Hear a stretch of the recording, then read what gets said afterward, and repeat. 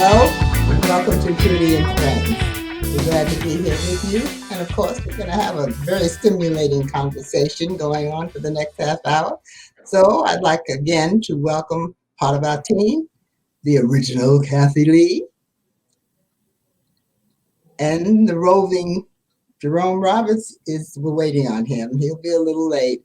But we have Gary Williams will be a little late. Jerome is back from his travels around the country.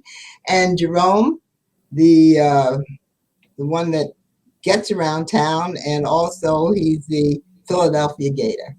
Okay, welcome home. How was it? Thank How you. was the trip? Well, I was in Las Vegas, and this is my second trip to Las Vegas since the pandemic started. When I went last year, the strip was empty. I mean, literally, I've never seen it like that. And I've been going to Vegas for almost 30 years. But the strip was dead empty. This time when I went back, the strip was full. Matter of fact, the planes I flew on all the way out there were 90 to 95% full. So people are getting vaccinated and they're hitting the streets. That's all I got to say. People are getting vaccinated and they're hitting the streets. I got vaccinated in March, and I needed to travel. I will be doing some more traveling, going to Atlanta to see my children and my grandchildren. But people are traveling, and I'm going to say about 80% of people are wearing masks and talking about, the vaccination rate in the country is pretty high right now. They're doing between 1 to 2 million a day. So we'll see where this pandemic goes. One bad experience that I had was I tried to rent a car about 3 weeks ago, and car rentals are bust. Due to the pandemic, all of the major rental car companies sold off their inventory. And now that demand is starting to pick up, there's a computer chip shortage in the making of new cars. So cars are slowly coming off of the production line. And the anticipation is that this is going to be going on for up to a year to correct the situation, because so many of the rental car companies sold off good portions of their fleet due to the pandemic. So the economy in this country is going to be challenged for at least another year. But I'll be doing a little traveling. I'm too old to stop now, so I got to hit the road. Well, we're glad to have you back. And now we see Thank that you. Gary, the man around town, he's just popped in. So, hi, Gary. Hi, how are you? Okay, How's everybody? everybody's fine. How are you? Well, I got up. It's Okay. the weather's beautiful. The weather's beautiful here in Philly, anyhow. I have family in Georgia. They say it's kind of chilly down there. So Mhm. yeah, so they're there right now, and they'll be there a couple of weeks. But everything's fine. I mean, a lot going on. Like Jerome said, people coming out more. I was out in the. I went to the Cherry Street Pier, and it's really interesting. They have it looks like an airplane hangar, and they're developing all the properties down by the pier, by the water. So Mhm. what they have is a situation where they have vendors and music and restaurant, and that whole area is across from the one of the hotels. I won't mention the name. I'm not promoting anything, but that whole area down in North Columbus Boulevard, it's like a new city down there. It's just seeing it develop, you know, kind of tells me what direction that Philadelphia's trying to go in as far as developing Mhm. more of the outskirts than the inner part where people really need housing. Is interesting. So let's see what maybe we try to become another tourist attraction again, based on the city loosening up. I have no clue as to why it's happening, but I did attend a meeting a couple of years ago where they had this PHL something, and they had all these different workshops, and they had all the developers in one of the workshops that I attended. And the guy, one of the gentlemen, I don't know his name, I can't remember, did mention the fact that they're trying to develop the seaport, the old seaport that they had. So there's a lot of outer city developing as opposed to just the regular real estate developers developing housing that is overpriced. Well, in the city, Gary, we still have a lot of problems. We have, of course, the job situation and getting places for people to stay. But Kathy, and she's ready to talk about something that's very dear to her and that's happening all over our country, and particularly here in Philadelphia. Kathy, that's something about cash bail? Well, it ties in what Gary was saying with the development of commercial property for money.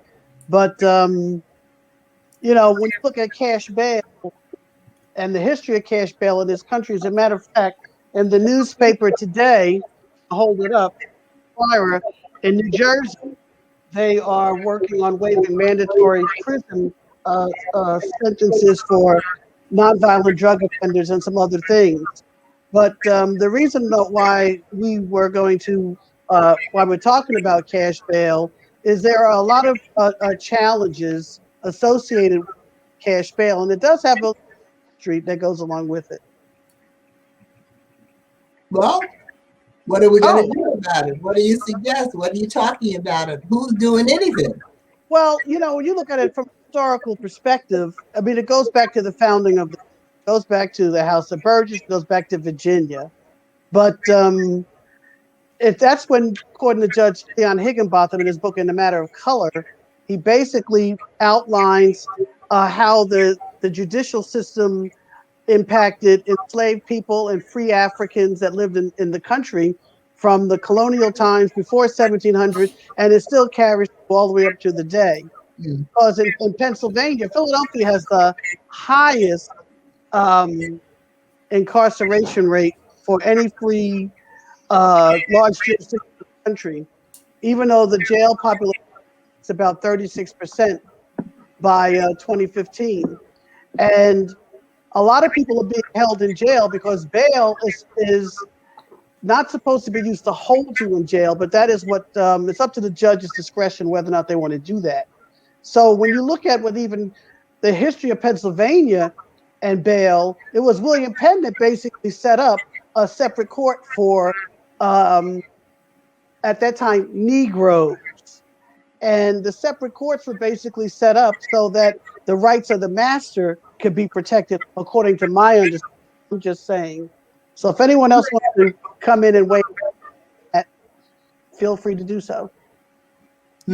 Well, Philadelphia recently had a primary for the district attorney, and the current district attorney has talked about cash bail, but he hasn't done anything about cash bail, which is interesting because talk is real cheap.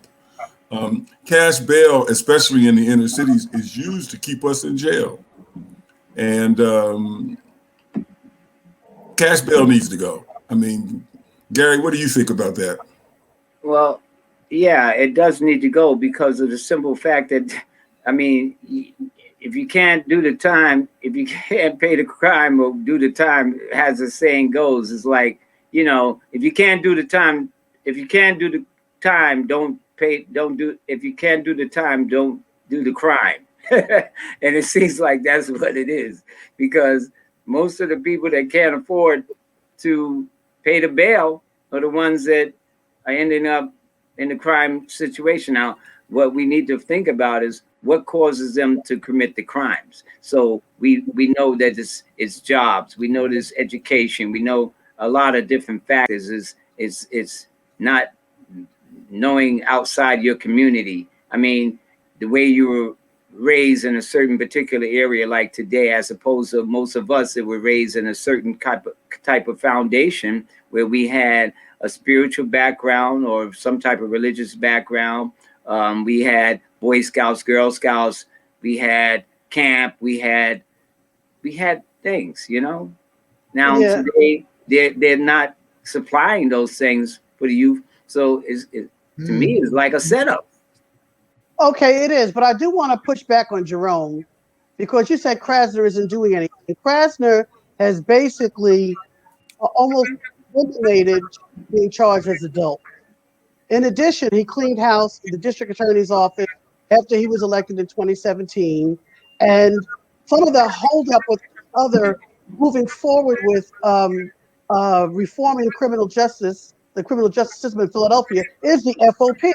And it's the FOP that are putting up all these billboards deriding his performance because he's seen as being anti, and he's really kind of like not. He's just anti what you do.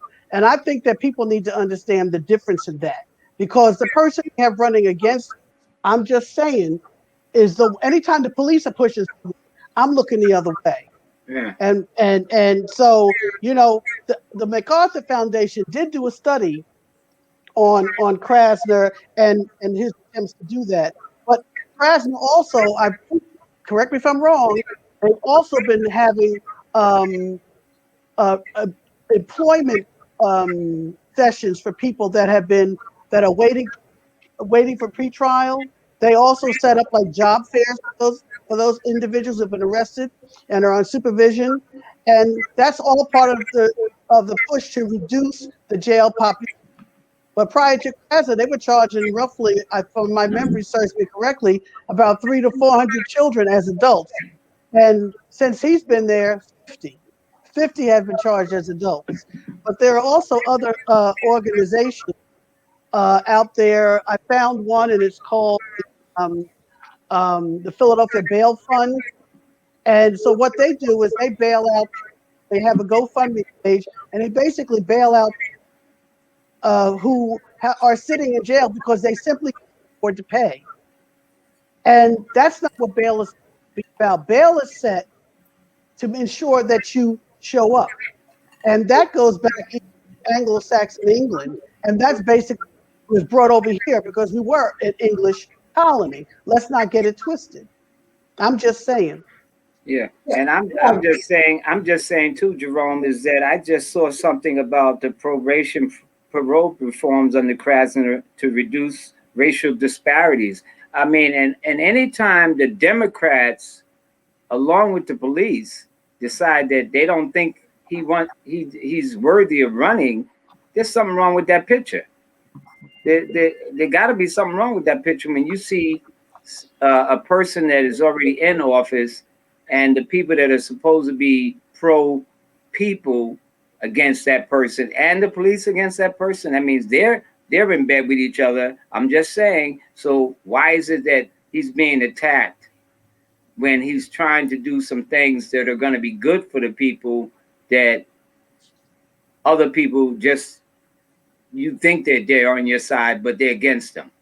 That's why I have to look at things like that because it sends a light off in my head. I'm just saying that something's wrong. Well, are you guys saying that it is needed or not needed? And if it is needed, what are you suggesting could be done to make it better for other people? I suggest that cash bail is not needed. Not that many people don't show up for their court-appointed appearances. The number that abscond or run off is relatively small. The percentage of people is relatively small that do that. Philadelphia County has one of the highest incarceration rates of African Americans in this whole United States of America. So the fact that district attorney was trying to diminish the impact of cash bail was looked at upon by the Fraternal Order of Police as, hey, I'm being favorable to the Negroes who are all criminals. And that is what the cash bail system has been about. It's a way of trying. Oh, and the other thing about cash bail is tax bail goes on the taxation side. Many of these bail programs and other different things that the police do, we pay taxes in the city of Philadelphia, the county of Philadelphia, and we're paying for police to harass us. And that's basically what they do. And cash bail is a continuation of the harassment process, especially in non-bodily injury cases. Cases where, I got a little bit of weed in my pocket or something, or I'm driving with a joint. When you start throwing cash bail around in situations like that, It's punitive. And that's what we need to get away from, making this cash bail punitive. Most people that are charged show up in the 80 to 85% realm. So people aren't, running off and leaving the bail. It's just not happening. And since these, especially the minor crimes, like the drug possession crimes, are designed to put money in the hands of the tax collectors. But that's the history. But I'm sorry, Trudy, go ahead. No, we'll take a break and we'll come right back to your point. Okay? Okay, dokie.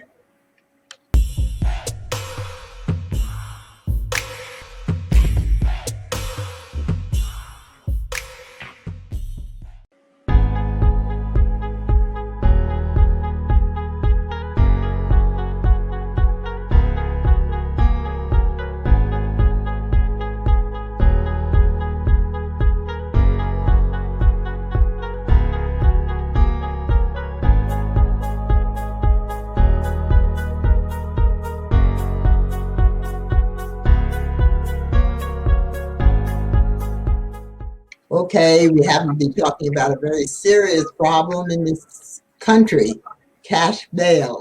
If it's needed, why and how? Kathy? Yes. Was the Brennan Center also put forth February 24th of this year, and a lot of challenge with the cash bail system is it's dominated by commercial bail bondsmen, and they are throughout the entire. In fact, you have TV shows with them down people and jumping all up and all of that kind of stuff. So there's a lot of money made in detaining, incarcerating people, and pretrial detainees make up 70% of the jail population. In other words, they haven't even been seen by a judge, but they're sitting in jail and they're rotting. And the average length of stay is different depending on the color of the person. But that's nothing new in America. That is nothing new.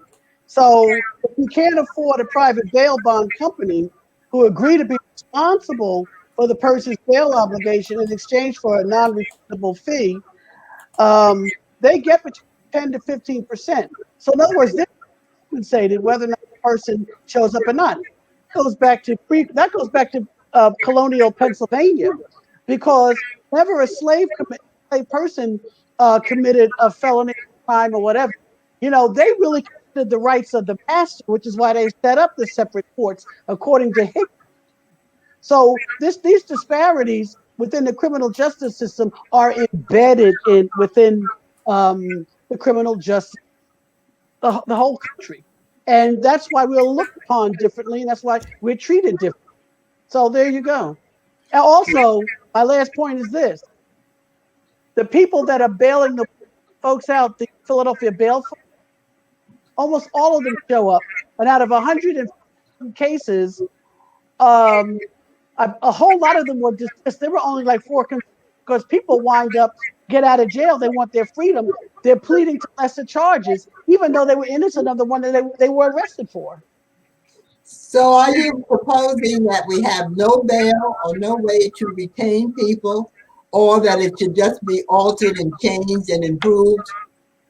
Well, I'm sorry. The challenge is they want to cite the 8th Amendment. And the 8th Amendment is in the Constitution, where it does discuss bail. So if any change is going to be made, some people are suggesting it be done legislatively, like they're doing in Jersey and like Krasner is trying to do here. To change the Constitution is probably not, they're saying it's probably not the way to go, because the founding fathers were very much aware of the Anglo-Saxon bail program, a project, whatever you want to call it, that they brought them with them into the Americas. So that's basically what I'm saying.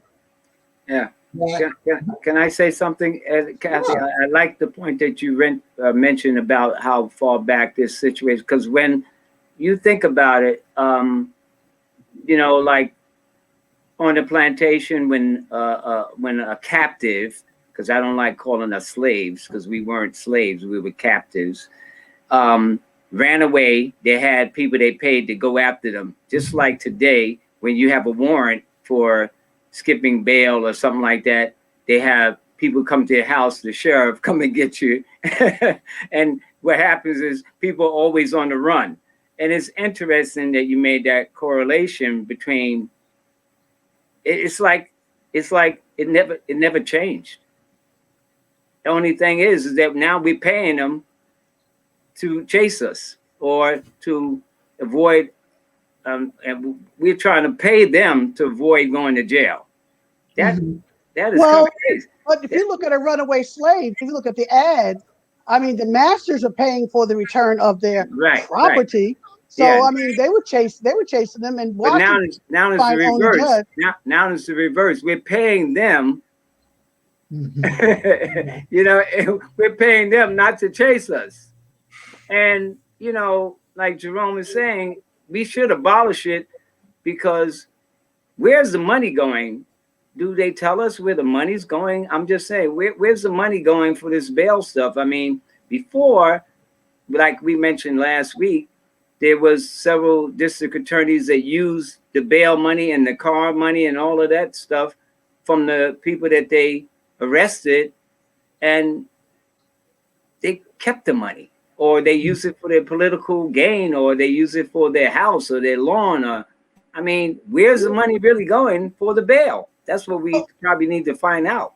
But it's like when they stopped in Missouri, in Ferguson, when they were stopping large number of blacks, because that's how they find their own raisins and everything else. And I think that's what was happening in Philadelphia. But, you know, to come up with any solutions with this, you have to reduce the number of people that are incarcerated pre-trial. They also say creating in case processing that reduce the length of stay, reduce the number of people held in jail on a probation detainer, reduce racial ethnic disparities across the criminal justice system, reduce the number of people in jail with illnesses, increase cross-system data capacity, and foster meaningful community engagement. Those are just some of the solutions that were put out by I've forgotten who. I think it's. I saw it in the paper. It slipped my mind. I'm not sure if it's the Heritage Foundation. No, it wasn't the Heritage Foundation. But these are just some of the things they're talking about. So they did get a $4 million safety and justice challenge in Philadelphia that aimed to reduce the jail population by another 16% over the next few years, for a total reduction of 50%, beginning with the challenge in 2015 to reduce it. So there we go. You know, Kathy Lee, I'm glad you mentioned Ferguson. Ferguson is an example of the most egregious use of cash bail, where the city council used the police force to fund putting the blacks in jail and keeping them in jail. And so Ferguson, Missouri is probably not the only example of that. You can go to all the major cities and see where petty crimes are oftentimes used as little ways of the government to throw people behind bars for a day or two and take a little bit of money. So there's a lot of money coming into the states, and it's very profitable for the bail bonds people. And that's why they have, if you watch TV, you've seen several different television shows about bounty hunters, people getting paid to go down and hunt down people who have jumped bail. And the reason is because there's so much money in it. There's just a lot of money in it. What did you say, Kathy? No, I said, but guess why that started with the bail bondsmen going out and searching. As the country expanded, and the frontier opened up, like Billy the Kid, they couldn't find him. So therefore, they had to pay these marshals and everything to go out, find those people, and bring them to justice. You know, it was done that way. But this is just a topic that is so crazy. And if you want to watch about what's happening with criminal justice reform, there is a documentary on PBS called Philly DA, and it's an 8-part series. So there's no conclusion about this. It's going on. But I think if you want to hear more about it, you should let people know where they can get all the information, Kathy and Jerome and Gary. Okay, well, the Heritage Foundation, if you go online, the Heritage Foundation has a very lengthy study on the criminal justice system. I recommend Judge Higginbotham's book in the matter of color. I recommend that if you support the Philadelphia Bail Fund, because 90% of the people that they helped still showed up for court, and a lot of the cases were just thrown out and dismissed. And if it weren't for them, they probably would have pleaded guilty to lesser crimes and have spent time in jail. And vote. Mhm. Because the judges have a lot of discretion as to how bail is applied, and the police really pressure people on how much bail they have to pay. Does anyone know if there is a limit on how long a bail, stays on a case? No, some people sat in jail for up to 3 years. For example, the guy in New York, Gary, I don't Yeah. remember the gentleman's name in New York, but he said he got picked up for stealing a backpack, wound up in Rikers for 3 years. Yeah. When his case in solitary confinement, no less. When he finally came to trial, it was dismissed because he didn't do it, but the young man committed suicide. Yeah. That happened. That was a case that was tragic. The thing is, follow the money. I mean, it's amazing because we're talking about something that seems like it hasn't changed. It seems like it's been going on since time immemorial, because we took it back to the days when we were captives up into current, and it seemed like they just elevated it. The system hasn't changed. It hasn't changed. It's amazing. Changed.